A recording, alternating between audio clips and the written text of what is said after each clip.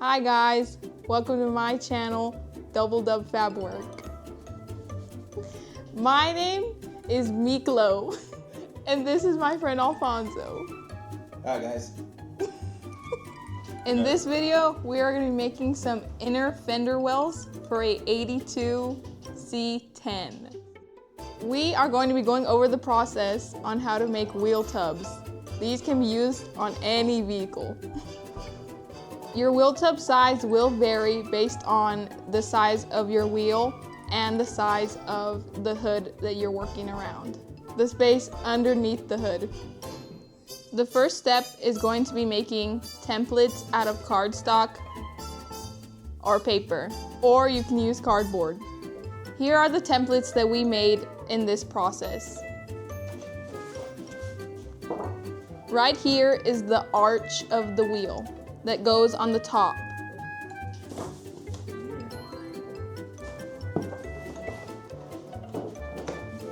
And this is the side of the wheel tub. This is the side of the wheel tub. In this process, you can tape these together or hold them in place to where they're actually going to be, to make sure that they fit to your wheel size.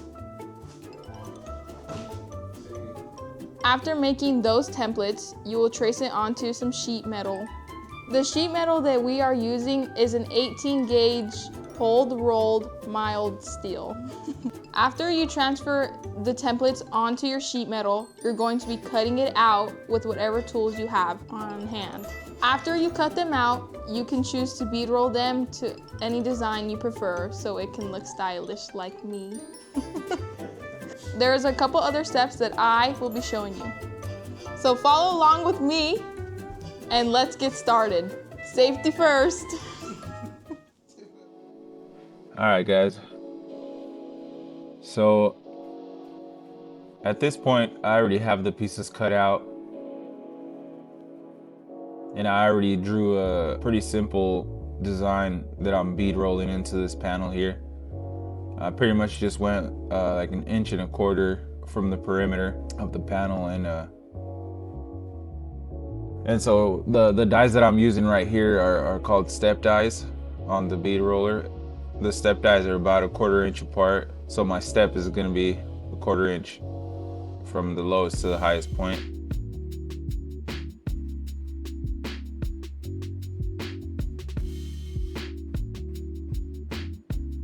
The good thing about bead rolling is not only that it looks cool, but it also adds a lot of rigidity to the piece that you're bead rolling.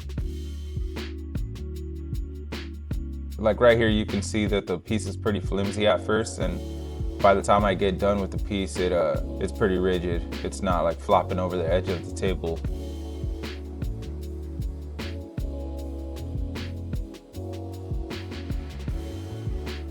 And like we were saying earlier, you can kind of choose to do any design you want. There's some pretty fancy things out there that people make, but I think simple looks pretty good too.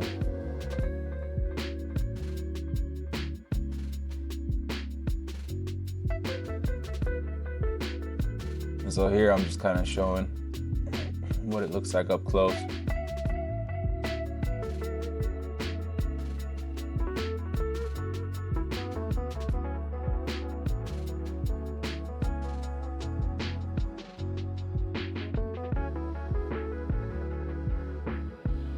This is a side piece of the inner fender well that I cut out earlier, and I bead rolled it off camera. I forgot to hit record.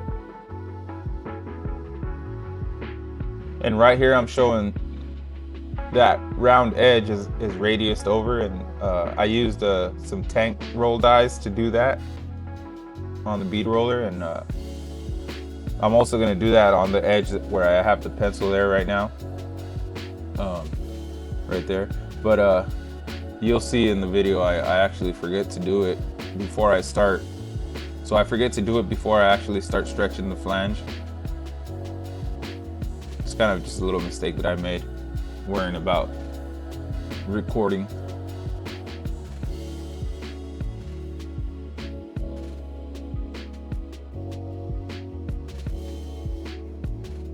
So, and then here I actually forgot to hit record when I broke these flanges in my box pan brake, but I mean, it's pretty self-explanatory how that works. I'm pretty sure everybody knows how a brake works.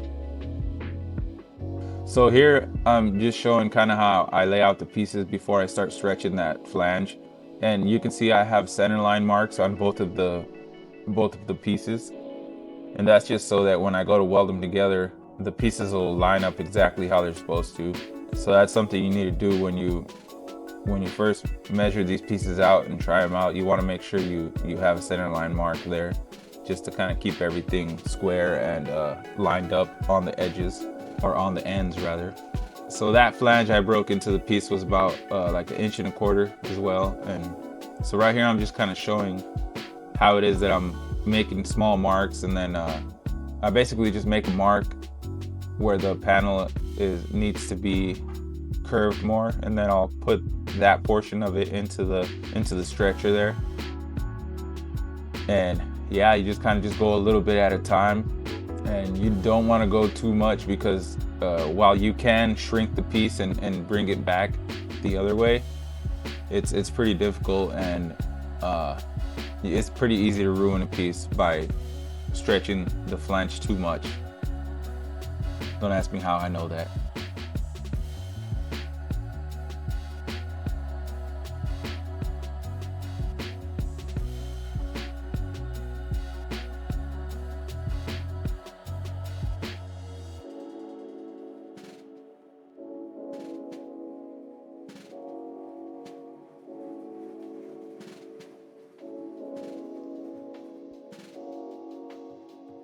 And yeah, and see, so right here, like I was saying before, I should have ran this radius through those tank roll dies before I started stretching that flange. And yeah, that was just something I overlooked because I was just paying attention to the camera, you know. But yeah, nonetheless, I mean, I got the radius in there, and then I'm keep going on the stretching of the flange. But yeah, so like I said, you're just gonna go little by little, make a mark, stretch that, check it again. You can also put that piece on the ground if you don't have a table to work off of, and you basically just keep checking.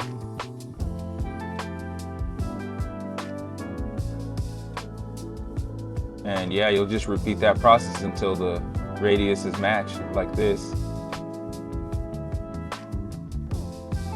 At which point you can start trying to put these pieces together to weld them. And you can see there's a lot of distortion in that radius there.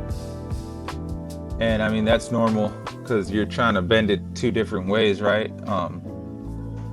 And that's just something you have to work out while you're tacking and welding this thing together.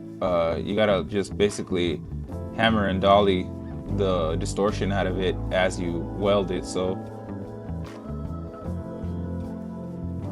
you'll tack a part of it and then hammer and dolly, get it the best you can, tack that part, hammer and dolly next to that, tack that part, and yeah, and basically just repeat that process until you have a pretty smooth meeting point between those two radiuses. It can be a little tricky sometimes, but it's not too bad.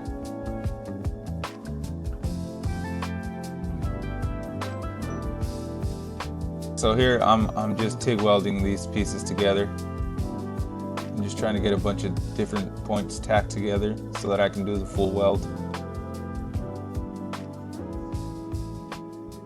And like I said, there's going to be a lot of hammer and dolly involved.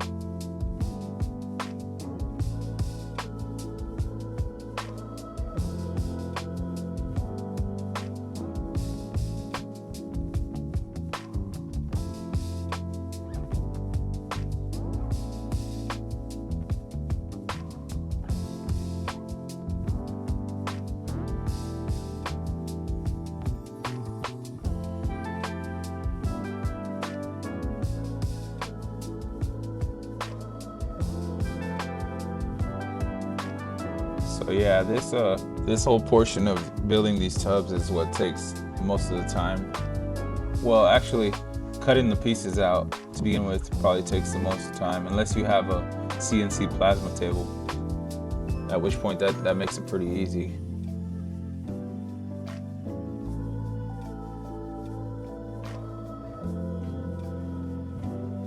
But just on this portion of the process, like I said, it's a lot of back and forth with the welder and the hammer and dolly, and just trying to get that surface to meet up really well and not have a big gap, and to try to make that radius be consistent.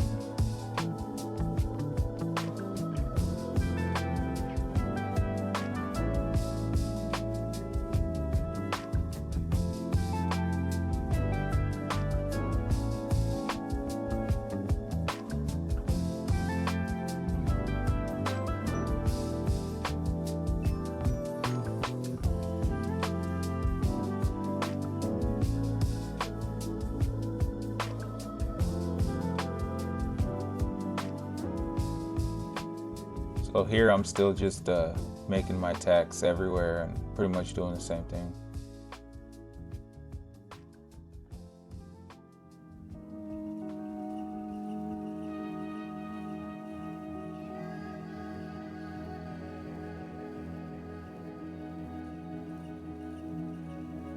Here I'm kind of grinding the surface down a little bit.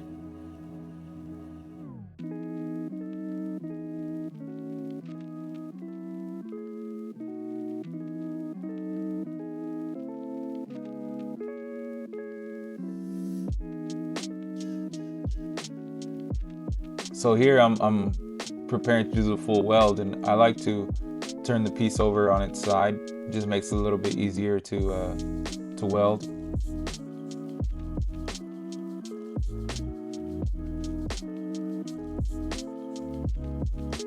I think I have my TIG welder at about like 75 or 80 amps, and I'm not stepping on the pedal all the way, or at least not the whole time.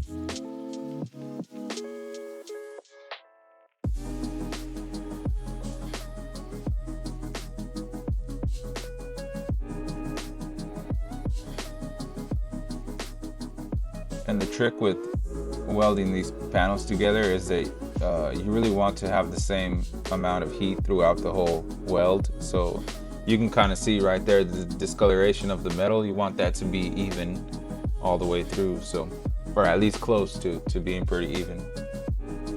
And ideally you want to do it all in one pass, but it is a little difficult, to be honest.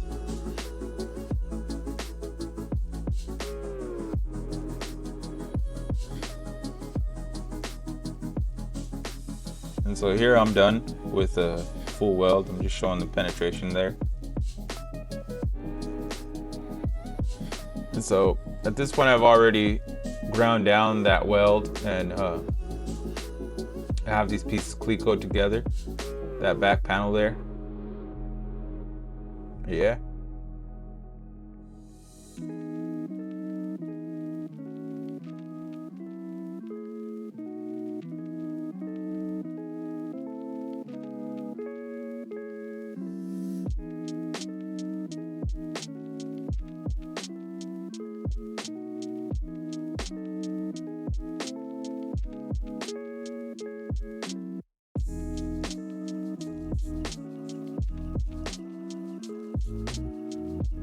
If you have any questions about anything that we did in this process today, please comment it down below.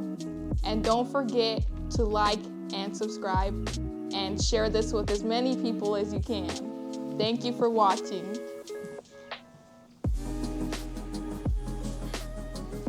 Thanks for watching.